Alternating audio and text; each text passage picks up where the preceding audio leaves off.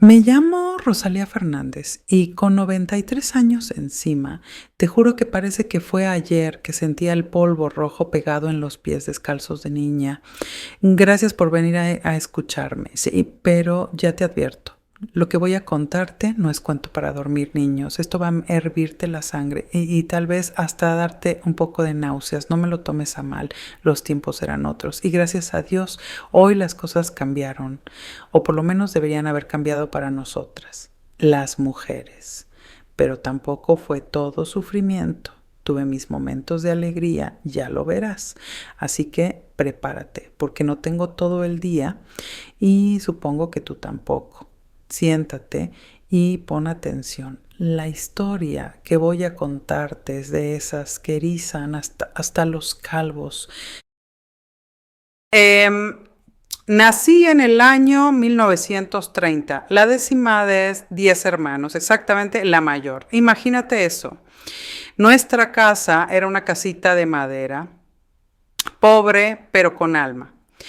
Tenía un porchecito al frente donde nos sentábamos al atardecer para tomar el fresco. Las tablas crujían, pero mi padre siempre encontraba cómo mantener todo en su sitio. Durante el día, la luz del sol entraba por las rendijas o haciendo que el polvo bailara en el aire. Por la noche las lámparas de queroseno lanzaban sombras extrañas por las paredes y alimentaban nuestras mentes de niños con cuentos de espíritus que los mayores nos contaban. Ave María, cómo nos asustaban.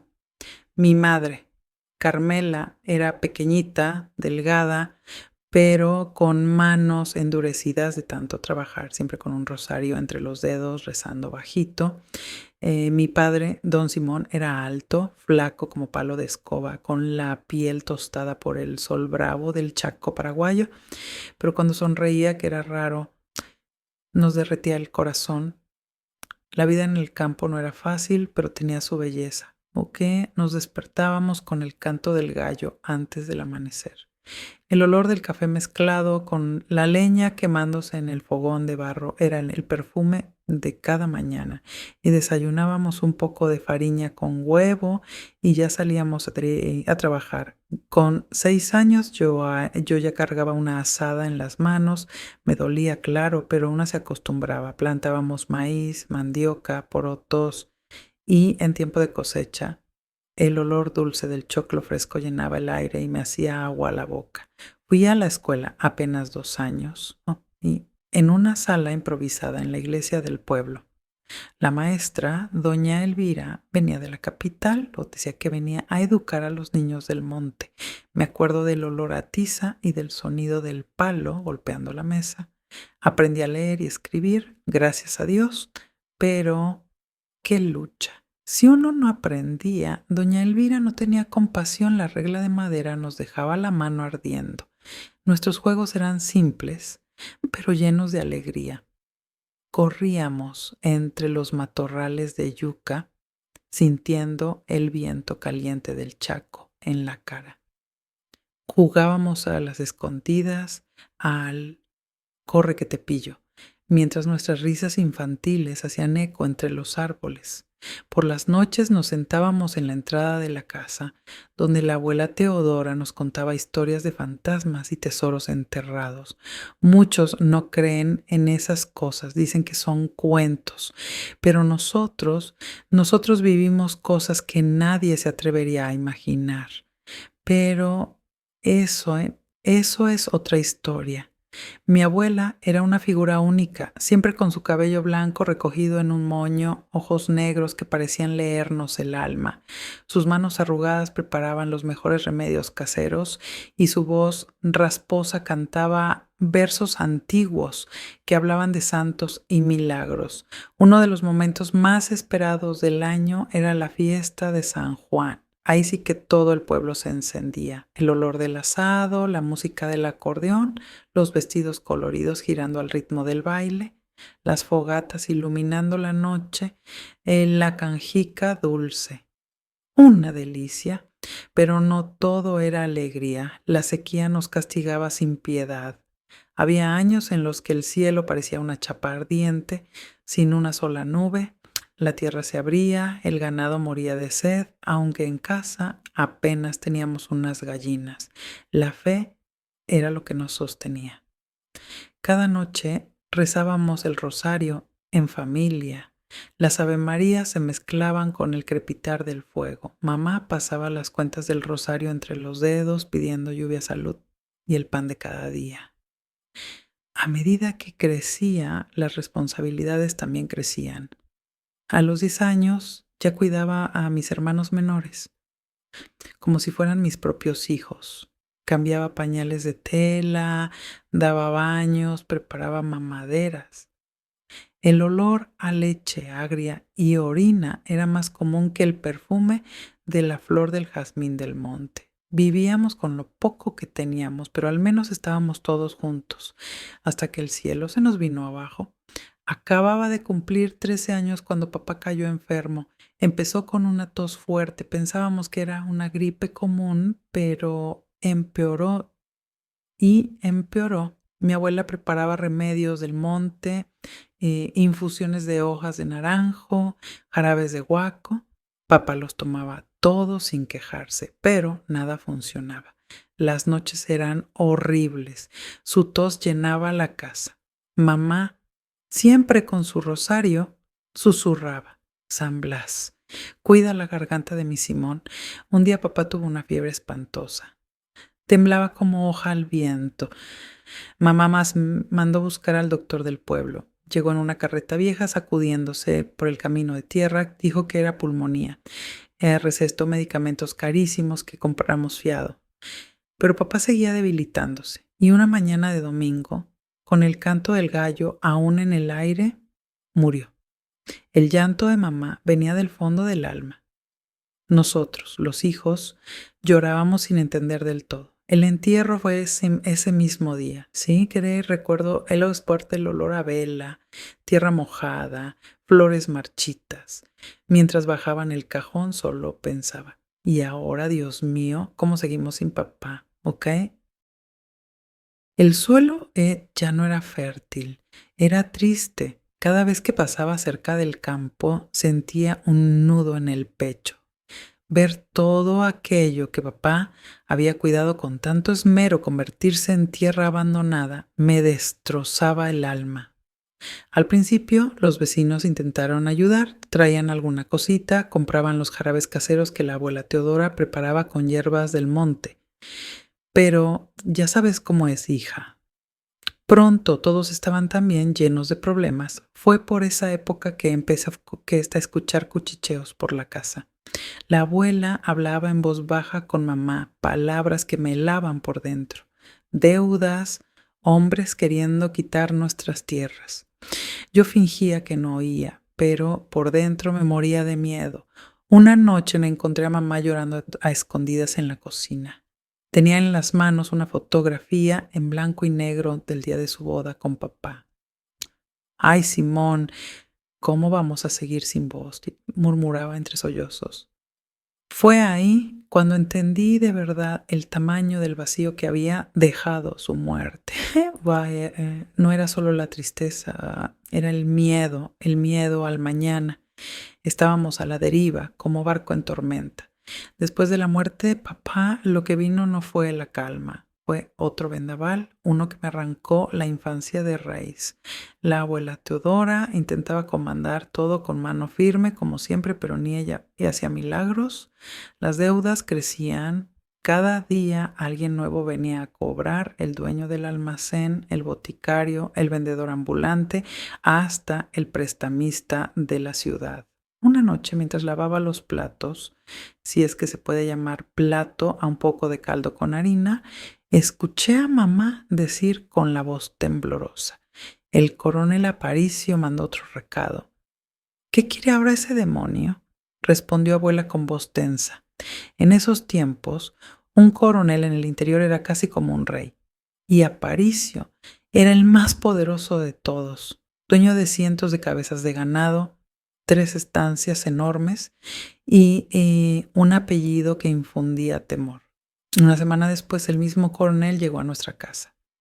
Apareció en un coche negro que levantaba polvo en el camino.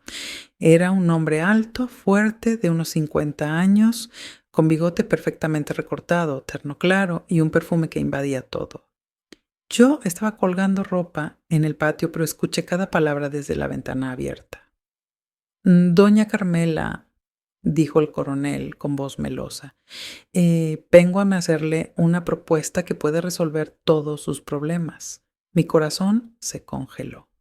El trato era simple. Él se encargaría de todas las deudas. Nos dejaría vivir en la tierra.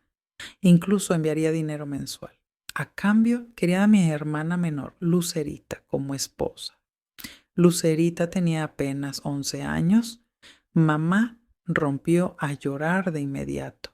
La abuela, que hasta entonces no había dicho nada, se puso de pie como una fiera. Esa niña apenas es una criatura, por amor de Dios. El coronel sonrió con cinismo. La vi y me gustó. Es así como debe ser. No, gritaron mamá y abuela a la vez. La abuela Teodora, con una valentía que jamás le había visto, se plantó frente a él. Lárguese de mi casa ahora mismo. Él se fue, furioso, pero antes de marcharse lanzó la amenaza. Tienen hasta el próximo cambio de luna para decidir, o todos a la calle. Después de su partida, la casa se llenó de un silencio denso. Mamá no paraba de llorar.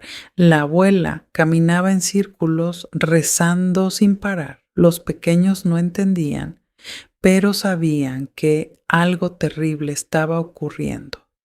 Fue entonces que tomé la decisión que marcaría a mí mi vida. Con el corazón hecho trizas hablé. Yo voy en lugar de Lucerita. Todos me miraron con horror. Tengo 14 años. Soy mayor. Es mejor que me lleven a mí que a ella. Mamá lloró aún más. La abuela intentó hacerme cambiar de idea, pero ya estaba decidido. Una noche mamá me llamó al cuarto. Sí, se sentó a mi lado y me tomó las manos. Rosalía, tú entiendes que no tenemos opción, ¿verdad? Yo asentí. Sí, entendía. Entendía que iba a ser vendida como si fuera ganado. Abuela caminó 2 días hasta la estancia del coronel para confirmar el trato. Él aceptó sin siquiera verme. Nos dieron una semana para prepararnos. Abuela hizo un lío con mis ropas, lo poco que tenía. Mamá cosió sin descanso 2 vestidos nuevos. Las vecinas, cuando se enteraron, trajeron pequeños regalos: un peine, una cinta, un jabón perfumado. La noche anterior no dormí. Miraba el techo de mi cuarto mientras los grillos cantaban afuera. Tenía miedo, claro, pero también esa curiosidad boba de niña, imaginando cómo sería vivir en una casa grande. El día señalado, el coche volvió. Mamá estaba de rodillas en el patio, sostenida por abuela.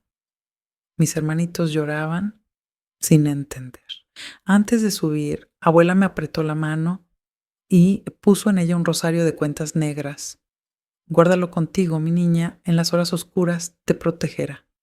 No pasará un solo día sin que tu madre y yo recemos por ti. El coche arrancó. Mientras nos alejábamos, miré por la ventanilla. Mi familia se hacía cada vez más pequeña hasta desaparecer entre el polvo. Había sido vendida al coronel Aparicio, cambiada por deudas y promesas.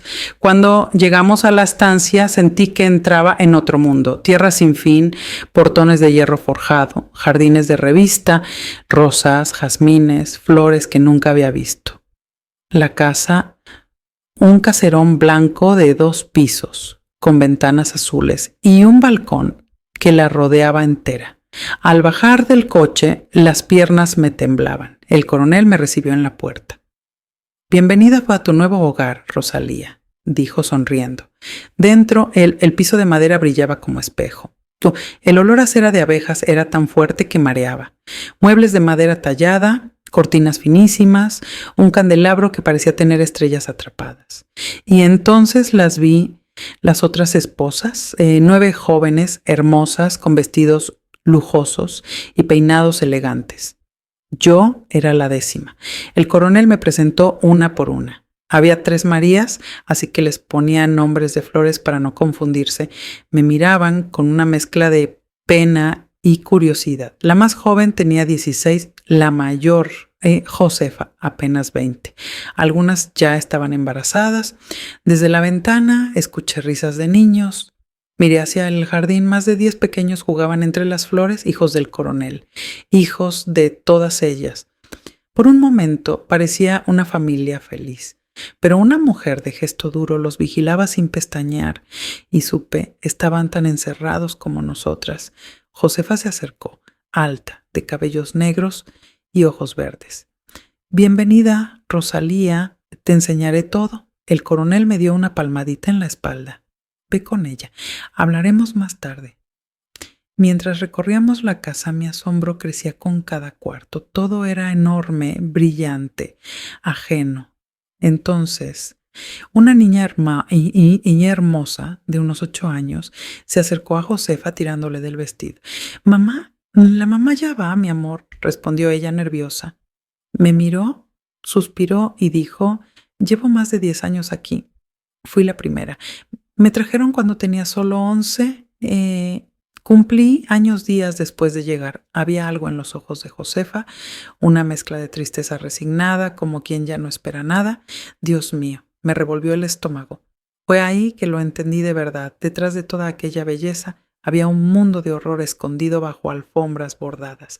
Josefa tenía 11 años cuando llegó a esa casa, la misma edad de mi hermana Lucerita. Un frío me recorrió la espalda. ¿Qué tipo de monstruo era ese coronel? ¿Y qué futuro me esperaba a mí en esa casa que parecía más el purgatorio que un hogar? Mientras el aroma de la comida invadía la cocina, Josefa me fue explicando las reglas en voz baja.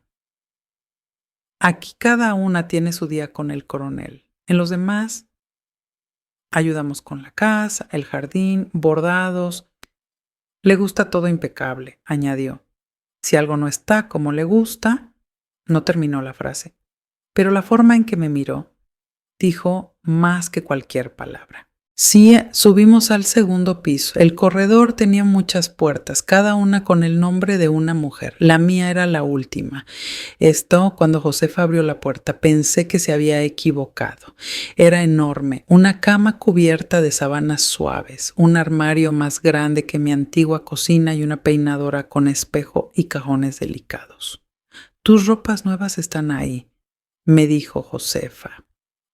Al coronel le gusta que nos vistamos bien. Me ayudó a bañarme, agua caliente, jabón con olor a flores. Nunca me había bañado así. En casa era en una tina con jarro y cuando había agua, después me puso una camisola de seda, tan fina que sentía como si estuviera desnuda.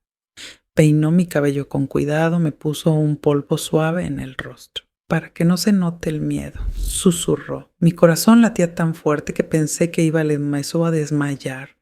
Me llevó hasta la puerta del cuarto del coronel. Sé obediente, fue lo último que me dijo antes de dejarme sola. Al entrar el olor de su perfume fuerte casi me hizo toser. Estaba sentado en una poltrona mirándome con esos ojos que me daban náuseas. Ven aquí, mi florecita nueva, dijo con esa voz suave, sí, que escondía veneno. Lo que pasó después, hija, ni sé cómo contarlo. Me duele todavía, aunque hayan pasado tantos años, yo era una niña, inocente.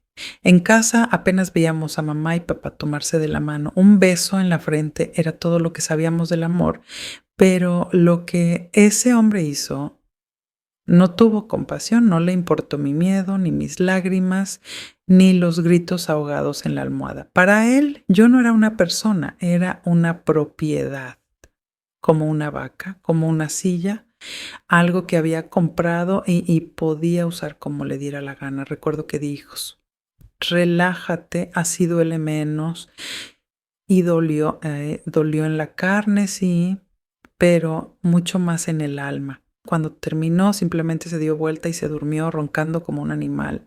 Yo quedé ahí encogida, llorando bajito. Y yo quería a mi mamá, a mi abuela, quería volver a mi casita de madera, aunque fuera para cambiar 100 pañales al día. Al amanecer me levanté en silencio, entré al baño y me froté la piel con tanta fuerza que me quedó roja. Pero no servía de nada. Por más que frotara, el asco seguía ahí. El sentimiento de estar manchada por dentro no se iba con agua ni jabón. De pronto golpes fuertes en la puerta. Me sobresalté. Abrí temblando. Gracias a Dios era Josefa, me pidió disculpas por asustarme, dijo que estaba preocupada. Tienes que venir a desayunar. Bajé débil, el cuerpo dolorido. Las otras mujeres me miraban distinto, con compasión, con dolor, todas habían pasado por eso. Josefa me trajo un té de hierbas. Te va a ayudar con el dolor, dijo tomándome la mano. A los pocos días ya conocía la rutina. Yo era la más joven, la más deseada. El coronel me llamaba su flor fresca. Solo oírlo me revolvía el estómago. Cada vez que un criado venía a buscarme, sabía lo que me esperaba. El cuarto del coronel era oscuro, apestaba de perfume caro, sudor rancio, tabaco y licor. Y él, siempre sentado en su poltrona, sonriendo como una fiera. Me besaba y el sabor del tabaco me quedaba en la boca por días. Era asqueroso, pero lo peor eran las noches en las que él decidía variar el menú, como decía riéndose. En esas noches llamaba a más de una mujer. Nos hacía vestir con ropa indecente, beber aguardiente de su alambique para calentar la sangre, decía, burlándose. El licor ardía en la garganta, nos mareaba, pero había que beber. Si no, el castigo era peor. Vi a muchas ser golpeadas por negarse a beber o por vomitar. Una noche me llamó junto a Josefa. Ella ya sabía. Me miró con lástima. Ahora, mis muñecas, vamos a divertirnos, decía el coronel, los ojos brillando como los de un demonio. Nos obligaba a tupe a hacer cosas una con la otra. Cosas que no entendía. Y él miraba, daba órdenes, después se unía y nos trataba como marionetas sin alma. Después la vergüenza, la culpa, el asco de una misma, el silencio. Josefa me abrazó llorando. Un día esto va a terminar, susurró, pero sus ojos decían otra cosa. A la mañana siguiente ni podíamos mirarnos a la cara. Era un acuerdo silencioso entre nosotras. Nos consolábamos sin palabras, pero no era solo eso. El coronel también nos humillaba de otras formas. Nos hacía caminar desnudas frente a los criados, nos obligaba a servir en sus fiestas vestidas como prostitutas. Éramos trofeos. Miren estas bellezas que tengo, decía riendo, tocándonos como si fuéramos animales de feria, pero nadie podía tocarnos, solo él, porque éramos suyas. Y tú te preguntarás, ¿y los niños qué pasaba con ellos? Ese era otro infierno. El coronel no soportaba escuchar niños. Decía que arruinaban el ambiente. Así que mandó construir un edificio aparte, lejos de la casa principal. Ahí vivían todos los hijos, desde bebés hasta los más grandes. Las mujeres embarazadas también se quedaban allí, hasta parir. 3 señoras vigilaban el lugar, mujeres de su confianza. Nadie podía entrar o salir sin permiso. Después de las 8 de la noche se estaba prohibido que los niños salieran de su espacio, ni una visita ni un abrazo.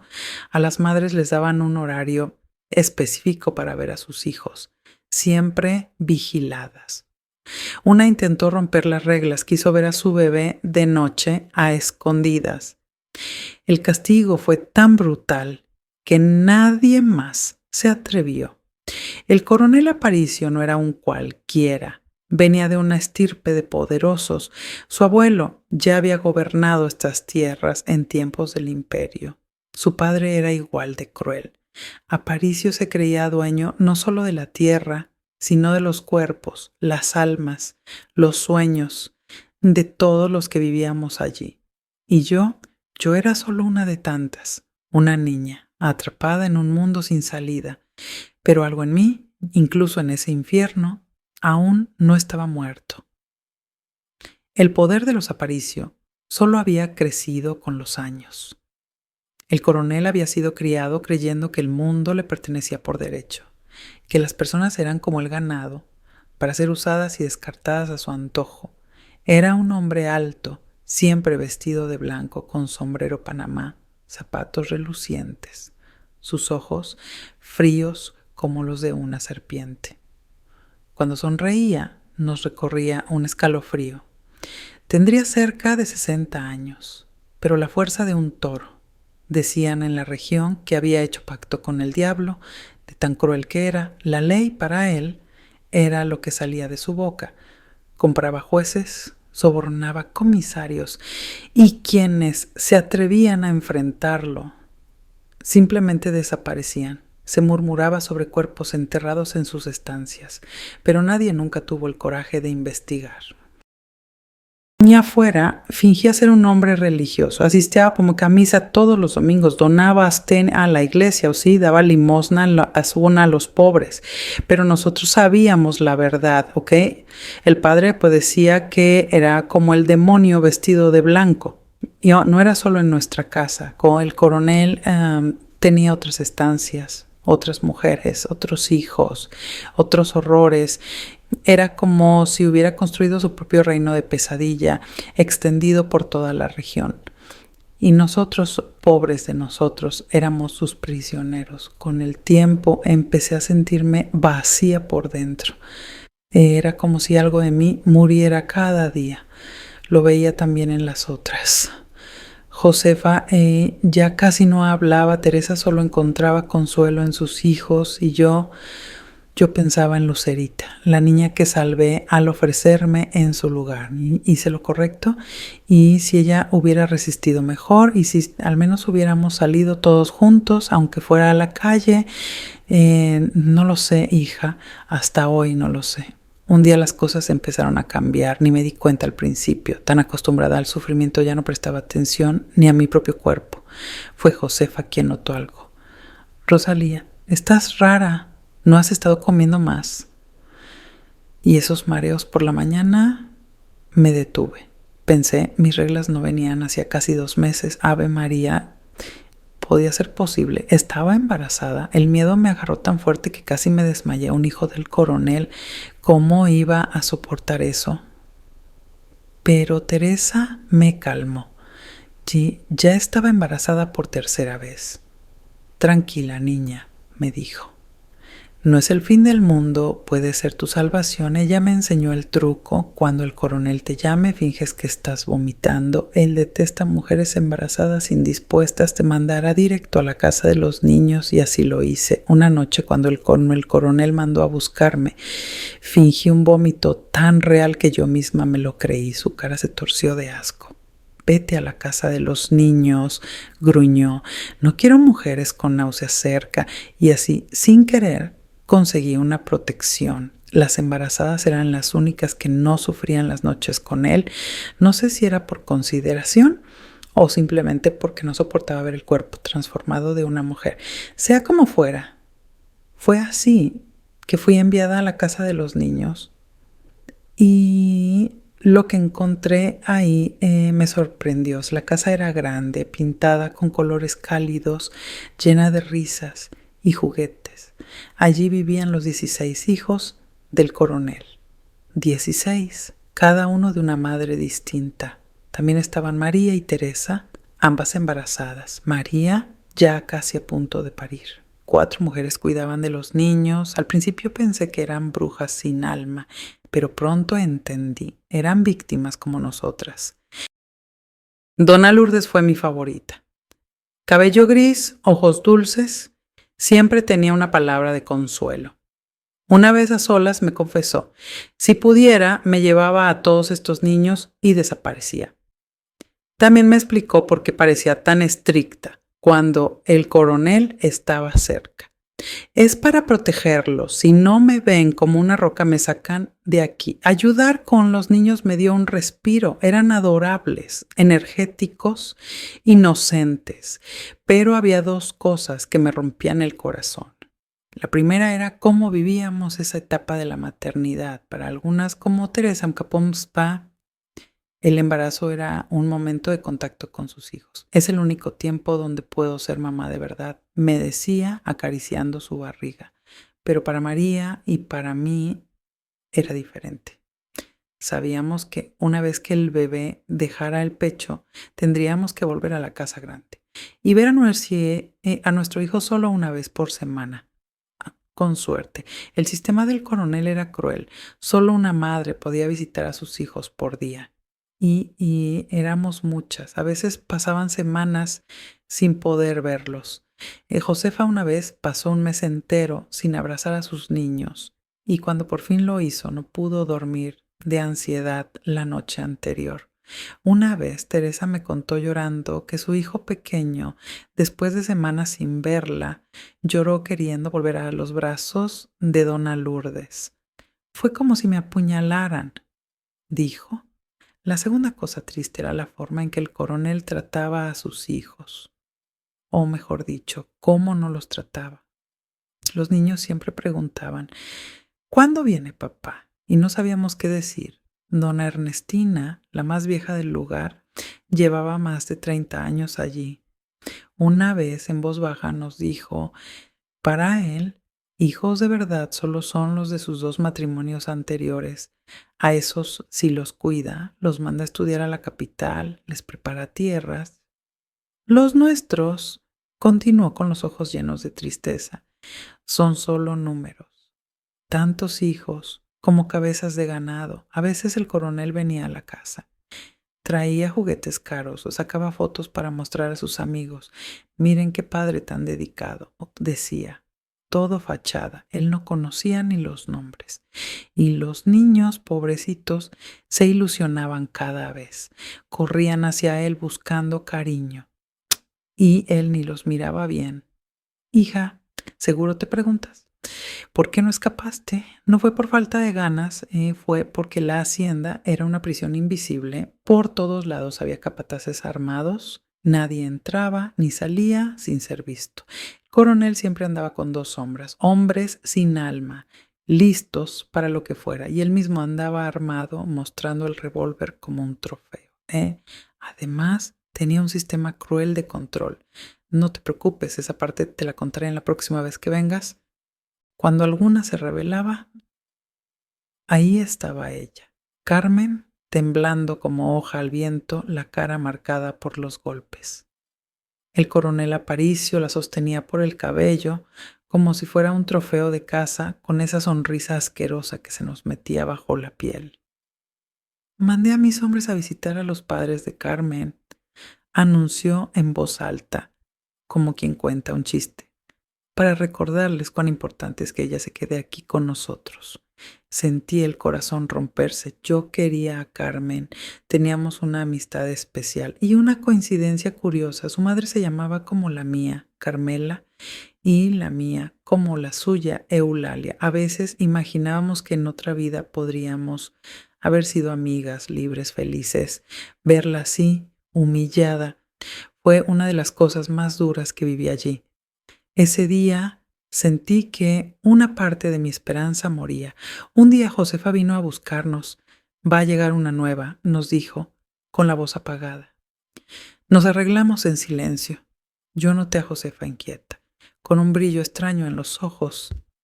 Esperamos en la sala de la casa grande. Nadie decía nada, cada una perdida en sus recuerdos, en su dolor. Y entonces, la puerta se abrió. Entró una niña. Mi mundo se detuvo.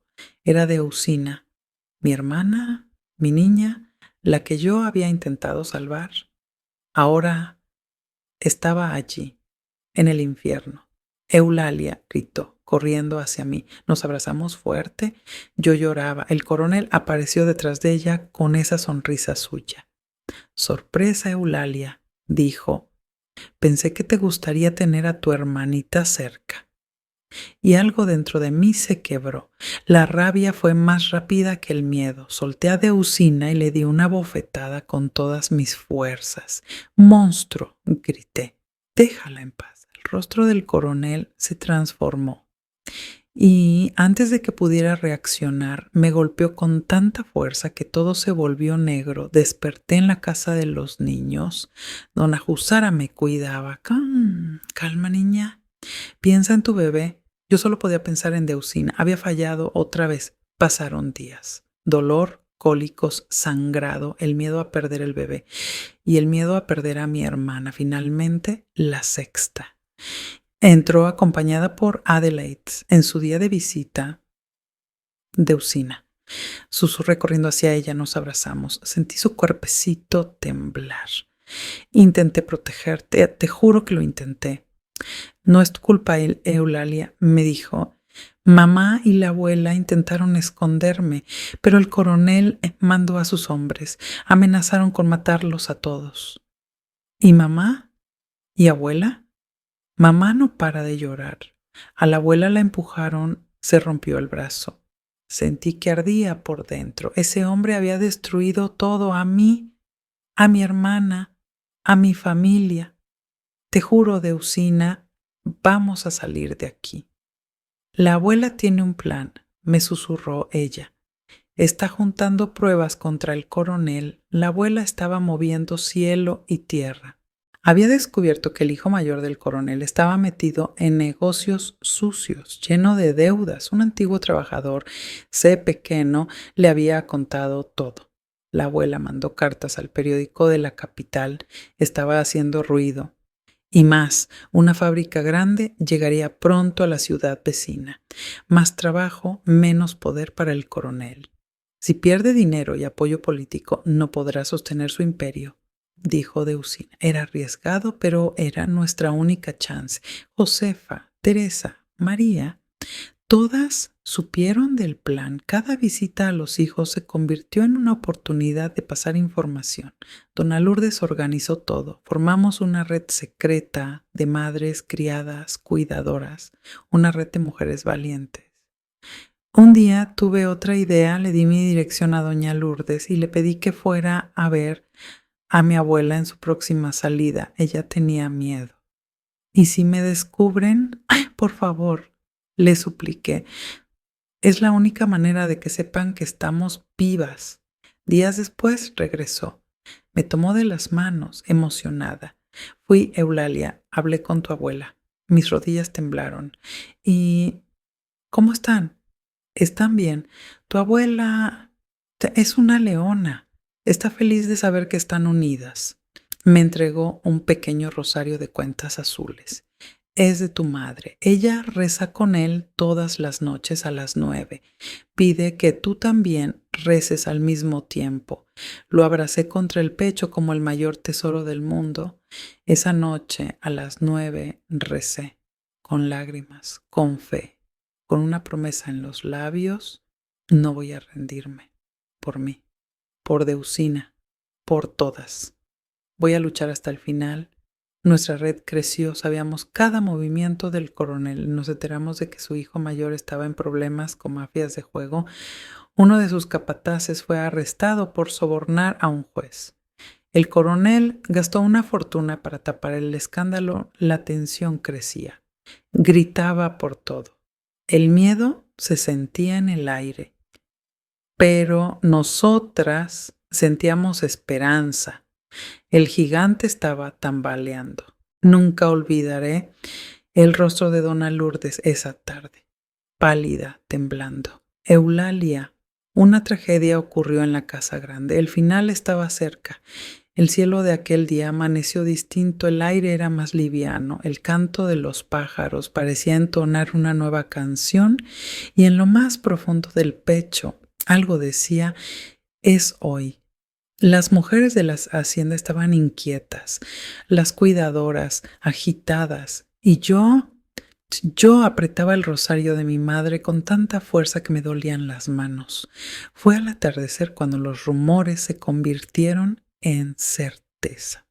El coronel Aparicio había sido arrestado. Una caravana de patrullas llegó levantando polvo, trayendo la ley que él creía controlar, pero su tiempo ya había terminado, la ciudad había despertado, la justicia, la verdadera, por fin había llegado. Gritos de alivio resonaron por la hacienda, algunas lloraron, otras se arrodillaron agradeciendo al cielo, y yo abracé a Deusina con el alma. Desde ese momento nunca más nos separaríamos. Doña Quiteria apareció poco después, acompañada por una reportera del periódico de la capital. Sí, mi abuela estaba allí, viva, fuerte, con los ojos encendidos de quien nunca se rinde. Lo había logrado. Había derrotado al monstruo con las armas que tenía. Palabras, fe y coraje. Las esposas fueron liberadas una por una. Los hijos reconocidos. La justicia determinó la división de las tierras y una parte quedó con las mujeres que habían sido prisioneras durante años. Doña Lourdes y las cuidadoras fueron homenajeadas como heroínas. La ciudad cambió, la tan esperada fábrica llegó, trajo trabajo, oportunidades y dignidad. Y nosotras, Deusina, nuestro bebé, fuerte, lleno de vida, y yo comenzamos desde cero. Con ayuda de la abuela y de la comunidad, construimos una casita sencilla, pero llena de amor. Deusina volvió a estudiar, se convirtió en maestra, daba clases a niñas del campo, enseñando más que leer y escribir. Enseñaba libertad. Y yo, bueno, me convertí en contadora de historias. Mi voz, antes silenciada, se volvió mi arma. Me invitaron a hablar en escuelas, universidades, encuentros de mujeres. Contaba todo sin esconder el dolor, pero también sin apagar la esperanza. Hoy, a los 93 años, sentada en la galería, viendo correr libres a mis nietos entre los árboles, sonrío. Sobreviví, resistí y vencí. Y si tú estás escuchando esta historia ahora, hija mía, es porque valió la pena, porque la voz que un día fue silenciada, hoy resuena y resonará para siempre.